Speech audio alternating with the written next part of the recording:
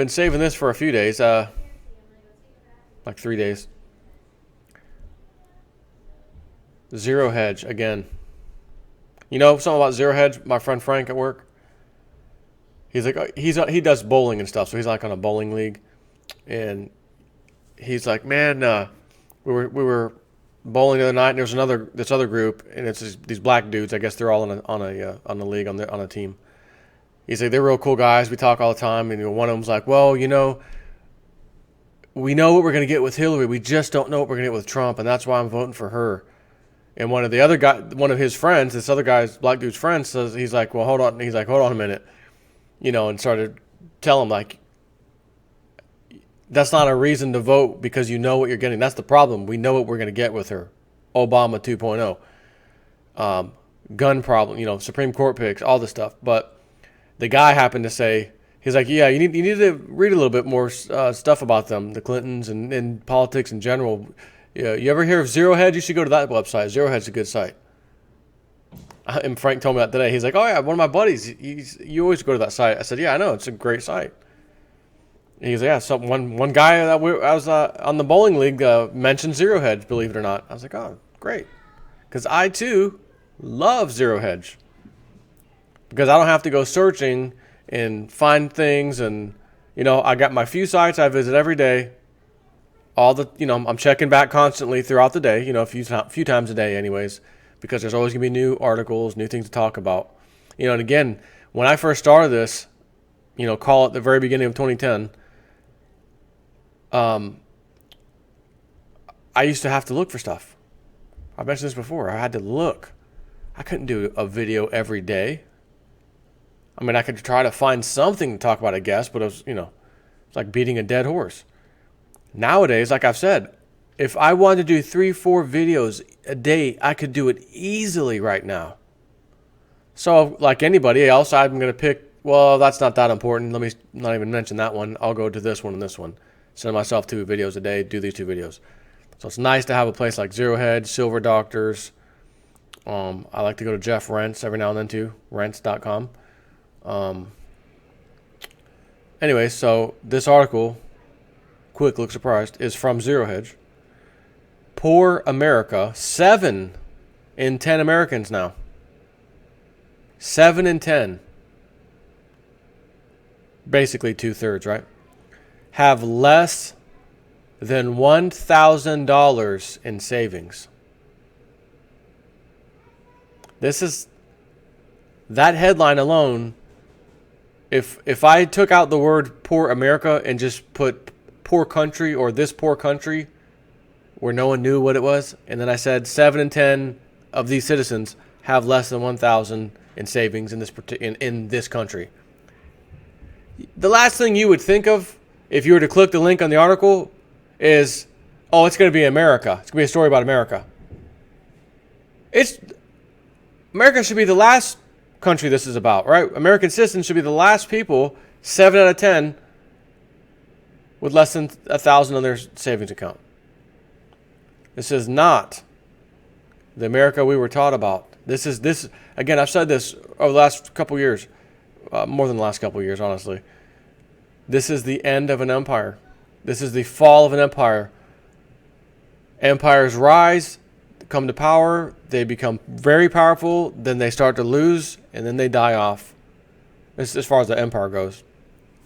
Something new will come later. I mean, and someone can correct me if I'm wrong, but has there ever been a major empire in the last, however long back in history you want to go, 2, 3, 4, 5,000 years, in which this awesome empire came up, from whatever, and we are the deal right now. No one's powerfuler than us. We are the best. And then they declined off, and then all of a sudden, a miraculous rebound, and nope, we're back on top. We're back number 1 again, and we're doing what we used to do. Is there any kind of history that shows that? And I'm not talking, by the way, well, the Chinese, about 1,500 years ago, they had and nowadays, 1,500 years later, they're actually back on. That's not what I'm talking about. Let me be a little more specific. A country that follows the same pattern, and they all have followed the same pattern, They come about, they rise to power, they become a very powerful force to be reckoned with, if not the most powerful force to be reckoned with across the earth, and then they decline, empire collapses in its ancient history. And then immediately turns around, even if it's 100 years later, even turns around and, hey, we're awesome again. Is there any such story as of that? Again, correct me if I'm wrong, but I have never found such a thing. So, on with the news. The declining of American society. And people are fast asleep at the wheel. Poor America, 7 in 10 Americans have less than $1,000 in savings. From planetfreewill.com. All day, the political class will talk down to the American public about how they have the drive to cause an economic turnaround inside the U.S. and return prosperity, wielding their statist solutions to every government-created distortion in the economy. The rhetoric from Washington dogmatizes an ongoing recovery produced by those that call themselves leaders. Anyone claiming that, they had to add that quote. As soon as I saw the first 3 words, I said, I know who they're quoting. Anyone claiming that America's economy is in decline is peddling fiction, President Obama said in his State of the Union address earlier this year. This week, Obama came out and said that his administration has created a more durable growing economy with 15 million new private sector jobs since early 2010 in an essay in The Economist. But as most people are aware by now, the government calculated numbers are always twisted in order to create the illusion of economic recovery. Just take the jobs report produced for July, where some 200,000 jobs created were the product of a virtual reality created by a faulty model and the manipulation of seasonal adjustments. And I'm going to add another one. I'll add on top of that. You know what I'm going to say? Revision. Up. Last month's job number revised downward. Ooh, that's okay. Market rallies anyway. The gimmicked headline payroll gain of 255,000 more realistically should have come in below zero, net of built-in upside biases, John Williams of ShadowStats said about the July figure. If there is a recovery, people would have money in their savings, right? Savings is undoubtedly an indicator of wealth. It turns out that 7 out of 10 Americans have less than $1,000 in their savings account. From USA Today. Last year, banking rates surveyed more than 5,000 Americans, only to uncover that 62% of them had less than $1,000 in savings. Isn't that amazing? Go banking rates surveyed 1,000 people, or more than 1,000 it says, or 5,000, excuse me, more than 5,000, but we're going to say 5,000. But every poll that I hear on the mainstream media, Donald Trump versus Hillary, 1,000 people were polled today. The latest one, I've heard 1,700 people polled this time. 42% were Republican and 42% were Democrat. 35% were Republican, and whatever percent undecided. Hillary's edging out. Yeah, she's definitely still in the lead now. Whoa. I'm sorry, how many Republicans did you poll? What was that percentage? 35%. Well, what was the percentage of Democrats you polled? 42%. What the hell do you think the poll's going to be? Imagine if they came out. We polled 2 people today. Matter of fact, let's make it 3. We polled 3 people today, 1 Democrat, 2 Democrats and 1 Republican, And it appears that 2/3, Hillary's up 66% to Donald Trump's 33% in the latest poll. You polled 3 people? Yeah. 2 were Democrats? Yeah. 1 was Republican? Yep. What in the hell is this supposed to even mean? Well, I'm supposed to be shot. Man, I got to get out there and rally for Trump, man. Oh, I got to get knock on my neighbor's doors. He's not winning. Wait a minute. Maybe he is. Massive sold out stadiums. That's Donald Trump's viewing. Hillary Clinton, I'm taking the next 2 weeks, the most important time of my life. I should be really out there hitting the trail. I'm going to take a couple weeks off. That's probably the best thing, because when 200 to 300 people show up at your rallies over and over and over, and you go to this church of North Carolina, I think, 1,000 people seating, and it's a ghost town inside there. All I see is the people in white, the choir sitting over there. Holy, the choir's here. Where's everybody else? Oh, right. So, Go banking rates can survey 5,000 Americans. CNN and Club and ABC, CNBC. 1,000 people were polled today. Maybe 1,700. The latest one, 1,700. They really went out of the way on that one. And again, my phone rings off the hook almost every night. Call from 800 polling such and such.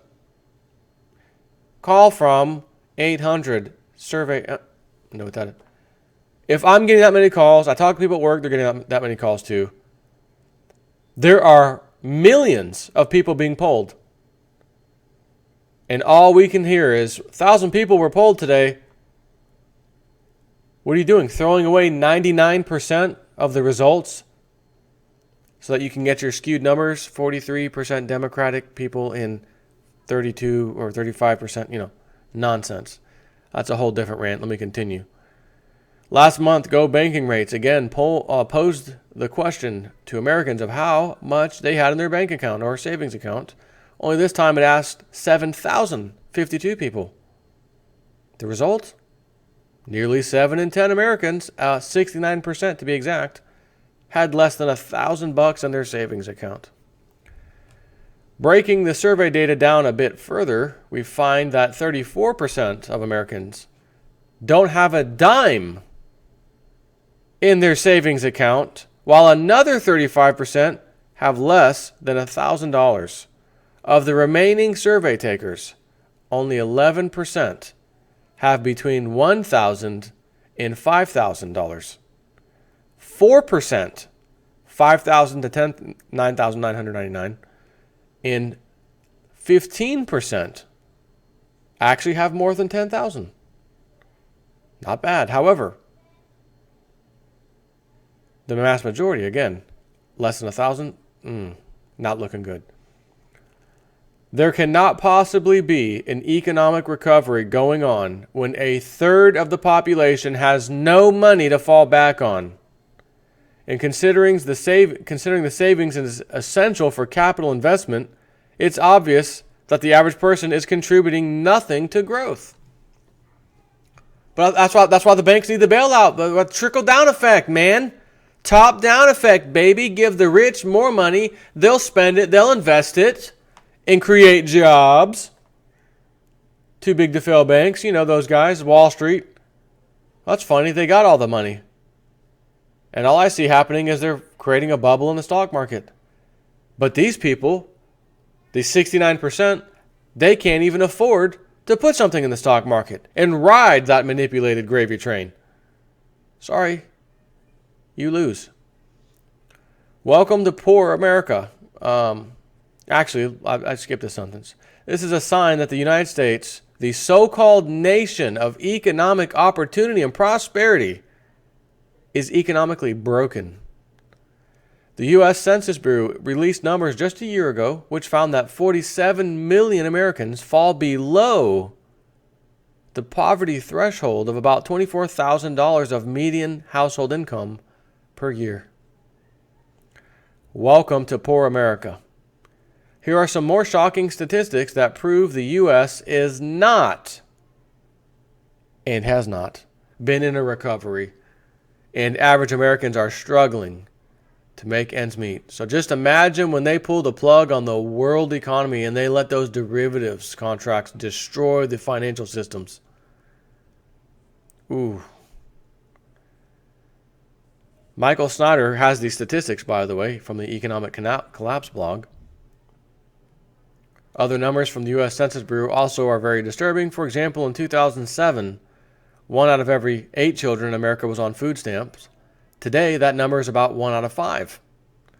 According to Catherine J. Eden and H. Luke Schaefer, the authors of a new book titled $2 a Day, Living on Almost Nothing in America, there are 1.5 million ultra-poor households in the U.S. that live on less than $2 a day. That number has actually doubled since 1996. Now, when I first saw that, $2 a day, I thought to myself, oh, that's the same thing I heard on these TV shows where they talk about these poor people in India or some other country, mainly a third world country, where the poorest of the poor working absolute slave labor hours, the Chinese sweatshops, $2 a day, $2 a day. I'm not supposed to ever, and I mean ever, come out here and do a video and tell you that any American is living on $2 a day. That's not supposed to happen. But I do tend to peddle fiction every now and then, The number of homeless children in the U.S. has also increased by 60% over the past 6 years.